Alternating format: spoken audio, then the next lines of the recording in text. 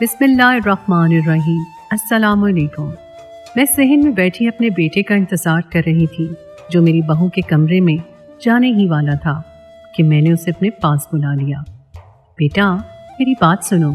मेरे बुलाने पर वो सादत मंदी से सर झुकाकर मेरे सामने आ बैठा। मेरे जहन में कुछ और ही चल रहा था, जो मैं अपने बेटे पर ज़ाहिर नहीं करना चाहती थी।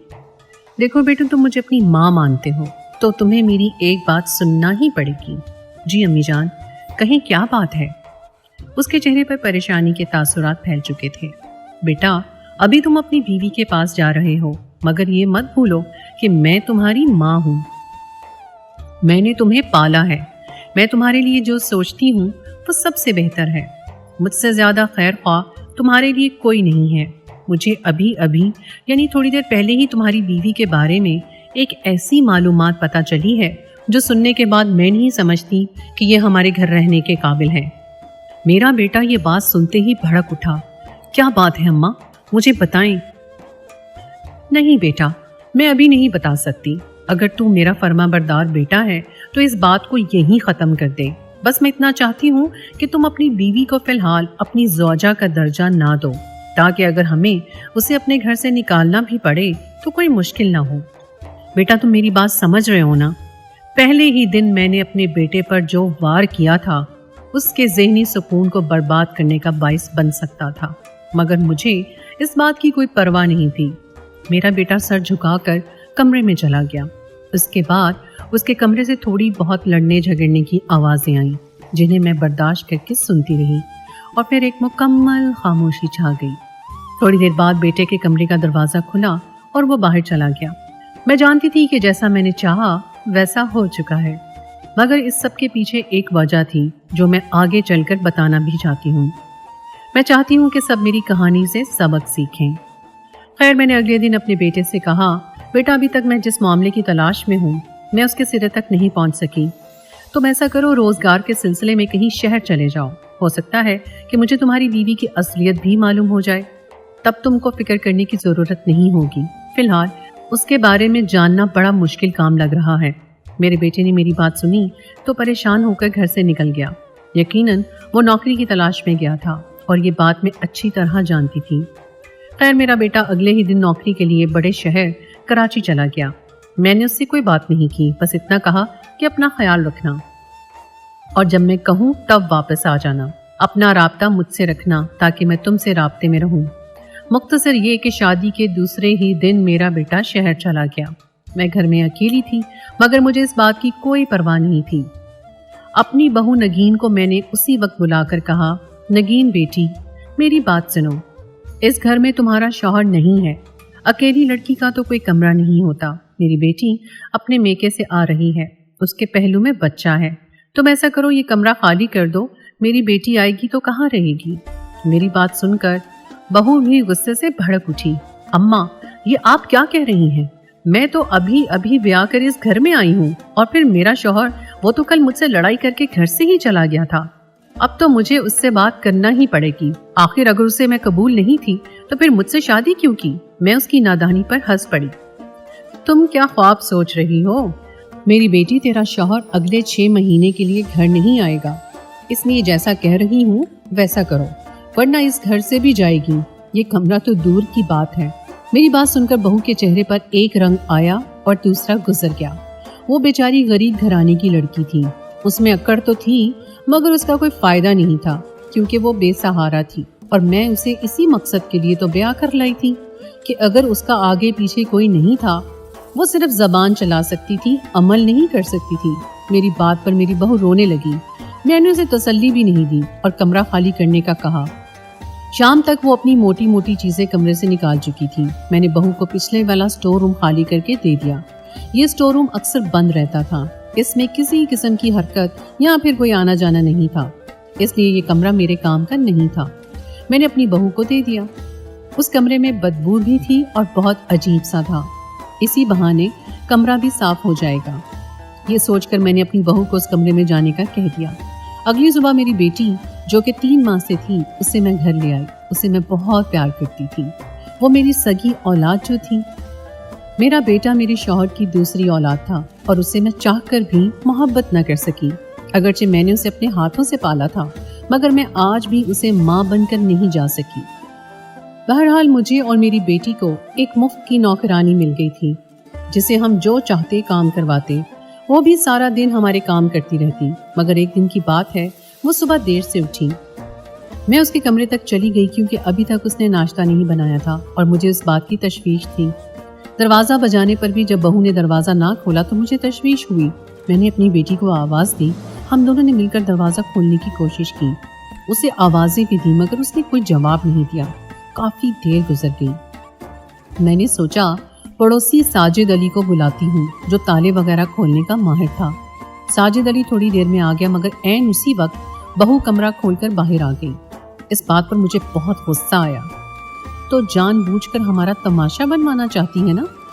اس کی طرف غصے سے دیکھ کر کہا، مگر میں یہ دیکھ کر حیران رہ گئی کہ بہو کے چہرے پر زخموں کے نشان تھے اور اسے چلا بھی نہیں جا رہا تھا۔ وہ بہت پریشان، ٹوٹی ہوئی، مجبور، لاچار لگ رہی تھی۔ اس کی حالت دیکھ کر مجھے رحم آ گیا۔ میں نے ساجد علی کو واپس بھیج دیا پر اپنی بیٹی کو چائے بنانے کا کہا۔ میری بیٹی بھی اس معاملے سے بہت پریشان ہو گئی تھی۔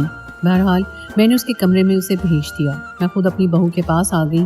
اس کی حالت واقعی تشویشناک لگ رہی تھی۔ اس سے پہلے کہ میں اس سے کوئی بات کرتی وہ بے ہوش ہو کر گر پڑی۔ بہو کے بے ہوش ہونے کی دیر تھی کہ میرے تو ہاتھ پاؤں ہی پھول گئے۔ غریب گھر کی بچی تھی، کل کو اس کی ذمہ داری ہم پر آتی، ہم لوگوں کو کیا جواب دیتے؟ میں نے جلدی سے اسے ہاسپٹل لے جانے کا فیصلہ کیا مگر اس نے مجھے منع کر دیا۔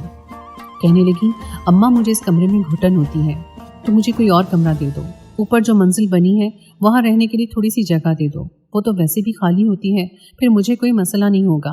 بہو کی بات سن کر میرا دل نرم پڑ گیا۔ وہ صحیح کہہ رہی تھی، یہ کمرہ گھٹن زدہ تھا اور گرمیوں میں تو یہاں رہنا مشکل ہو جاتا تھا۔ میں نے اسے غریب کی بیٹی سمجھ کر اسے کال کوٹری میں پھینک تو دیا تھا مگر وہاں اس کا رہنا مشکل ہی نہیں ناممکن بھی تھا۔ بہرحال میں نے اسے کہہ دیا کہ تم فکر نہیں کرو، کل سے تم بھلے اوپر والے کمرے میں رہ لینا۔ میری بات سن کر وہ خوش ہوئی تھی اور پھر اگلے ہی دن میں نے اسے اوپر والی منزل پر بھیج دیا۔ وہاں پر بجلی کی سہولت نہیں تھی کیونکہ وہ منزل ابھی نئی بنی تھی اور ہم نے کافی عرصے سے کام نہیں کروایا تھا جب سے میرا بیٹا بے روزگار ہوا تھا۔ گھر کا کام تقریباً نہ ہونے کے برابر ہو گیا تھا۔ بہرحال ایک بار پھر میں نے خود غرضی سے کام لیا اور بہو کو اوپر والی منزل پر بھیج دیا۔ بہو نے خوشی خوشی اپنا بستر لگایا اور بنا کچھ کہے اوپر والی منزل پر چلی گئی۔ میری بیٹی جو یہ سب خاموشی سے دیکھ رہی تھی میرے پاس آ کر رازداری سے کہنے لگی، اماں آپ نے اسے پوچھا کہ یہ اوپر کیوں جا رہی ہے؟ کوئی اور بات بھی تو ہو سکتی ہے، آپ اس قدر معصوم کیوں ہیں؟ اس کو آپ نے اکیلے اوپر رہنے کے لیے بھیج دیا، جوان لڑکی ہے، گھر سے دور ہے، کچھ بھی ہو سکتا ہے، کل کو کوئی اونچ نیچ ہوئی تو ہم بھائی کو کیا جواب دیں گے؟ بیٹی کی بات سن کر میں مسکرانے لگی۔ نہیں بیٹا، مجھے اس بات کی کوئی فکر نہیں، ویسے بھی میں کون سا اسے بسانے کے لیے یہاں لائی ہوں۔ جو کرتی ہے کرنے دو، بغاوت کرے گی تو اس گھر سے اس کا نکلنا مشکل ہو جائے گا اور پھر تمہارا بھائی کبھی دوسری شادی کا نام نہیں لے گا۔ ایک بار اگر اسے شادی کے نام سے چڑ ہو گئی نا تو پھر تم سوچ بھی نہیں سکتی کہ ہمارے لیے کتنے راستے ہموار ہو جائیں گے۔ وہ عورت کے نام سے نفرت کرے گا اور ہم اس کے لیے اللہ میاں کی گائے لے کر اسے اپنی خدمتیں کروائیں گے۔ میں خود غرضی کی انتہا پر پہنچ چکی تھی۔ میری بیٹی بھی میرے ارادوں پر مسکرانے لگی۔ رات کو میں اور میری بیٹی کھانا کھا کر اپنے کمرے میں آ گئے۔ تبھی اوپر والی منزل سے چیخنے چلانے کی آوازیں آنے لگیں۔ پہلے تو میں نے اور میری بیٹی نے دھیان نہیں دیا مگر جب نگین کی چیخنے کی آوازیں زیادہ ہو گئی تو ہم بھی گھبرا کر اٹھ بیٹھے۔ آخر ایسا کیا ہو گیا ہے نگین کے ساتھ جو وہ یوں چلا رہی ہے؟ میری بیٹی فکر مندی سے بولی، فکر نہیں کرو، مجھے لگتا ہے کہ وہ ڈر گئی ہیں، میں دیکھتی ہوں، اس لڑکی نے تو میرا جینا حرام کر رکھا ہے۔ میں یہ کہتی ہوئے اپنے کمرے سے اوپر سیڑھیاں چڑھ کر جیسے ہی چھت پر پہنچی تو میری آنکھیں پھٹی کی پھٹی رہ گئیں۔ نگین چیخیں مار رہی تھی اور اس کا وجود زمین پر گرا پڑا تھا، اس کے چہرے سے خون نکل رہا تھا۔ یہ دیکھ کر مجھے شدید حیرت بھی ہوئی اور تشویش بھی۔ منحوس، تو نے سارے محلے والوں کو خبر کر دی، ایسا کیا کر دیا تو نے کہ چہرے سے خون آنے لگ گیا ہے؟ ایک پل آرام سے نہیں رہ سکتی؟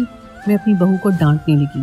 وہ کراہتے ہوئے بولی، اماں میں نے کچھ نہیں کیا، مجھے بچا لو۔ میں اس کی بات پر حیران رہ گئی۔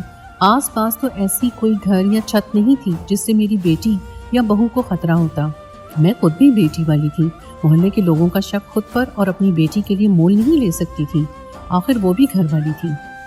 कल को उसके लिए कुछ हो जाता तो मैं बर्दाश्त ना कर पाती। फिर वही हुआ जिसका डर था।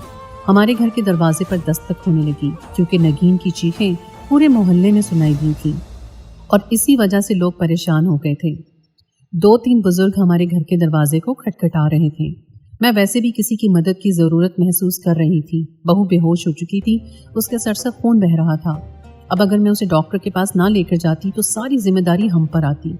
वो बुजुर्ग जो हमारे घर के दरवाजे पे खड़े थे, मैंने उनको अपना मसला बताकर मदद करने की दरख्वास्त की। उन्होंने कहा, बीबी तुम फिक्र नहीं करो, तुम हमारी जिम्मेदारी हो कि तुम्हारा बेटा शहर में कमाने गया है, हम तुम्हारी बहू को हॉस्पिटल लेकर जाएंगे। तुम चाहो तो घर रहो या फिर हमारे साथ चलो। उन बुजुर्गों ने अपने बेटे से कहा। फिर मैं, मेरी बेटी और मेरी बहू हॉस्पिटल के लिए रवाना हो गए। मैंने अपनी बहू को अपनी गोद में लिटा रखा था क्योंकि उसकी हालत वाकई ख़राब थी। हॉस्पिटल पहुंचकर उसे एडमिट कर लिया गया। काफ़ी देर के बाद मेरी बहू होश में आई और उसके बाद नर्स ने मुझे खुशखबरी सुनाते हुए कहा, मुबारक हो, आपकी बहू और बच्चा दोनों सलामत हैं, उन्हें कोई नुकसान नहीं पहुंचा। नर्स के मुंह से ये बात सुनकर मुझे तो अपने कानों पर यकीन नहीं आया। ये आप क्या कह रही हैं? मेरी बहू तो अभी तक कुंवारी है। मेरी बात पर नर्स हंस पड़ी। अम्मा जी, लगता है आपकी नज़र कमज़ोर है। आपकी बहू तो पिछले 2 महीने से उम्मीद से है। माशाल्लाह, आपको खुश होना चाहिए। नर्स की बात सुनकर मेरा सर घूम गया। मेरे बेटे ने क्या मुझे धोखा दिया? मैंने उसी वक्त अपने बेटे को फ़ोन में लाने का फैसला किया, मगर हॉस्पिटल में ये सहूलत मौजूद नहीं थी। बहू को भी मजीद इलाज की ज़रूरत थी, इसलिए डॉक्टर्स ने उसे घर आने नहीं दिया। तकरीबन 1 दिन के बाद उन्होंने बहू को हॉस्पिटल से डिस्चार्ज किया। मैं अपने बेटे का फ़ोन बार बार मिला रही थी, मगर उससे राब्ता नहीं हो पा रहा था। तीसरे दिन जाकर जब उसने फ़ोन उठाया, मैंने अपने बेटे को खूब सुनाई और उसे उसकी औलाद की खुशखबरी भी दी। मेरी बात सुनकर वो भी सन्नाटे में आ गया। अम्मा, ये क्या कह रही हैं? मेरे और उसके दरमियान ऐसा कुछ नहीं हुआ जिसके नतीजे में आपको ये खबर सुनने को मिली। मैं कसम खाकर कहता हूँ, मैं उसके करीब भी नहीं गया। आप पता करें, कोई और बात होगी। मुझे तो पहले ही शक था। लगता है कि आपका शक भी बिल्कुल ठीक था। बेटी की बात ने मुझे हैरान कर दिया। सोच भी नहीं सकती थी कि ये मासूम लगने वाली लड़की इस कदर बदकिरदार साबित होगी। मैंने जाकर उसे चुटिया से पकड़ लिया। बता, किसका गुनाह पाल रही है अपनी कोख में? मेरा इतना कहना था कि वो फूट फूट कर रोने लगी। अम्मा जी, मैं कुछ नहीं जानती, मैं बेकसूर हूँ, बिल्कुल बेगुनाह हूँ, मैंने किसी को देखा तक नहीं। आप तो खुद जानती हैं, मैं अकेले कमरे में रहती हूँ, छत से तो कोई हमारे घर तक आ भी नहीं सकता। फिर छत पर गए हुए मुझे तो 1 दिन ही हुआ है। ये बात तो 2 महीने पुरानी है। तब तो मैं स्टोर के अलावा कहीं आती जाती भी नहीं थी। आप बताएं, क्या इसमें मेरी कोई गलती है? मेरी बहू रोने लगी। उसके आंसू वाकई सच्चे लग रहे थे। उसने कुरान की कसम खाकर कहा था कि उससे कोई गलती नहीं हुई।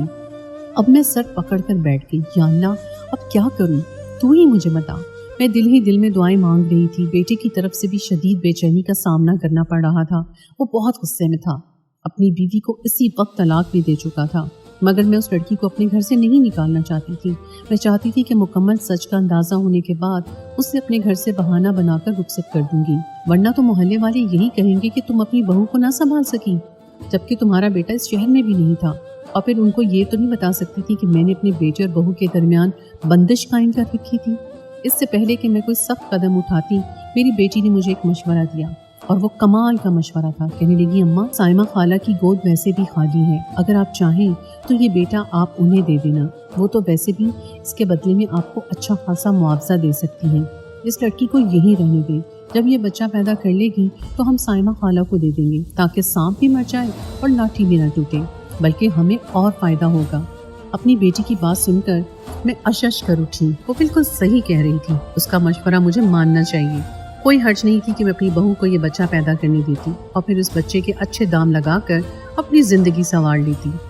बात तो तुम सही कह रही हो। मैंने अपनी बेटी की हाँ में हाँ मिलाई और फिर 9 महीने का इंतज़ार करने लगी।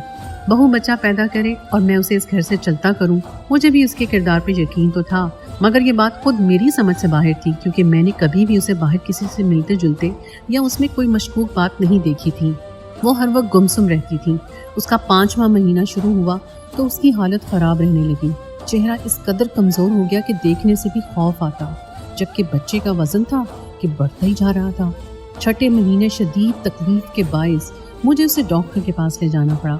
डॉक्टर ने जो बात बताई वो सुनकर हम हैरान ही नहीं बल्कि काफ़ी हद तक खौफजदा भी हो गए। डॉक्टर ने बताया कि आपकी बहू के पेट में बच्चा इंतहाई ख़तरनाक हद तक बड़ा हो चुका है।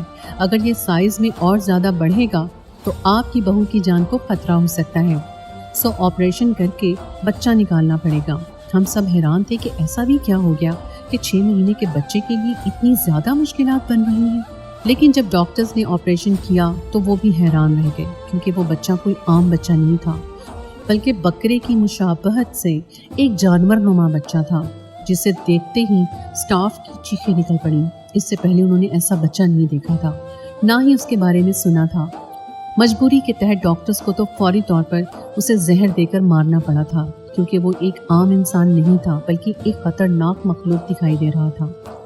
इस बच्चे को दफनाने का वक्त आया तो हम में से किसी की भी हिम्मत नहीं थी कि बच्चे को गुस्ल देकर या फिर उसके बारे में कोई भी बात करें।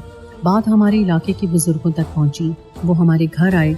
उन्होंने इस बच्चे को बगैर किसी मजहबी रसूमात के दफन करने का हुक्म दिया।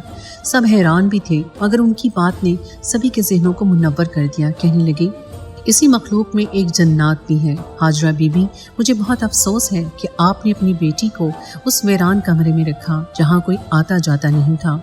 उसी वजह से ये सानहा पेश आया। काश कि आप अपनी बेटी की तरह अपनी बहू को भी समझती तो ये हादसा रूनुमा ना होता। मगर आजकल की औरतों में सब्र और बर्दाश्त तो खत्म हो गया है। देखो, तुमने इस गरीब का क्या हाल कर डाला। उन्होंने बहू की तरफ इशारा किया, जो शदीद कमजोर और पीली जर्द हो गई थी। एक बुजुर्ग ने दम की हुई चीनी भी मुझे दी कि मैं अपनी बहू का इलाज इससे करूं, मगर कोई फर्क नहीं पड़ा। मेरी बहू चंद दिनों में ही दम तोड़ गई।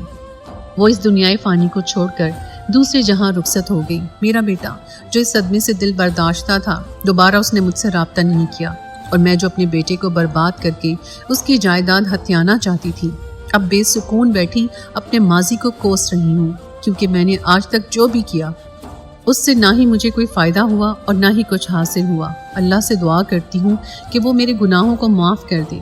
आपसे भी दरख्वास्त है कि आप मेरी हिदायत और गुनाहों की माफ़ी के लिए दुआ करें। तो दोस्तों, ये थी हमारी आज की कहानी। उम्मीद है कि आपको हमारी आज की कहानी पसंद आई होगी। इस कहानी के बारे में आप अपनी राय का इजहार ज़रूर कीजिएगा, और अगली कहानी तक मुझे इजाज़त दीजिए। अल्लाह हाफ़िज़।